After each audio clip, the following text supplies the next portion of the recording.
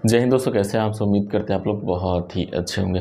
दोस्तों ये सवाल बार बार कहीं ना कहीं से निकल के आ जा रहा है, जो पंचायत सहायक अध्यक्ष हो वो कैसा होना चाहिए, उसके मन में क्या मानसिकता होनी चाहिए और वो किस तरीके से तमाम पंचायत सहायकों को लीड कर सकता है। ये तमाम जानकारी मैं अपने हिसाब से आपको इसमें कुछ बताने वाला हूँ। आप इस वीडियो को लास्ट तक जरूर बने रहिएगा। दोस्तों सबसे पहला चीज़ होता है चुनाव का मतलब ये होता है कि सबकी सहमति से होना चाहिए। अगर 50 लोग हैं तो 50 लोगों को भी अधिकार है, जिसको चाहें उसको अपना अध्यक्ष चुन सकते हैं। हाँ, इसमें मतभेद हो सकते हैं, किसी का मंशा किसी और को चुनने का हो सकता है, किसी का मंशा किसी और को चुनने का हो सकता है, या वह खुद भी वो लड़ना चाह सकते हैं, यानी कि खुद भी वो अध्यक्ष बनना चाह सकता है।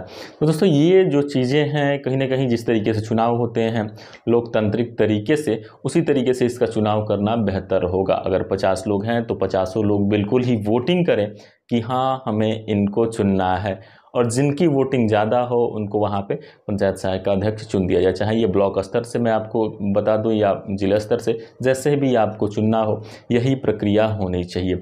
अब एक बात और आती है कि आखिर अध्यक्ष कैसा होना चाहिए। दोस्तों अध्यक्ष की जिम्मेदारी जो है बहुत ही बड़ी है। इसको देखते हुए मैं आपको यहाँ पे क्लियर कर दूं कि जो भी अध्यक्ष होगा, अगर कोई भी व्यक्ति, कोई भी पंचायत सहायक उससे कुछ भी बोलता है तो उनकी बातों को कहीं से भी वो अन्यथा नहीं ले सकता है। अन्यथा मतलब ये हो सकता है कि उसके विचार अलग हो सकते हैं, या कोई और बोलता है तो उसके विचार अलग हो सकते हैं, लेकिन वो गलत नहीं हो सकते हैं। इस बात को समझ के जो भी अध्यक्ष है उसको चलना पड़ेगा। अगर जो अध्यक्ष है उसको कोई भी चीज़ें गलत लगती हैं कि नहीं ये गलत है, तो अगर कोई बोलता है तो इसका मतलब ये नहीं कि वो अपने खुद ही डायरेक्टली बोल दे कि नहीं ये ऐसा नहीं हो सकता, ऐसा गलत है। उसमें भी जितने भी पंचायत सहायक हैं, जो पंचायत सहायक मिल के अध्यक्ष चुने हैं, उनके सारे राइट्स हैं कि उनसे भी राय लिया जाए, क्या सही हो सकता है, क्या गलत हो सकता है। क्योंकि यहाँ पे अगर ऐसा नहीं होगा तो बहुत सारे मतभेद होंगे, और जब मतभेद होंगे तो फिर ये कहीं से भी कोई भी चीज़, किसी भी चीज़ में अगर मतभेद आने लगते हैं तो वो फिर गलत हो जाता है, सही तरीके से सुचारू रूप से चल नहीं पाता है, और अच्छे तरीके से जो एक संगठन है वो मजबूत नहीं हो पाता है।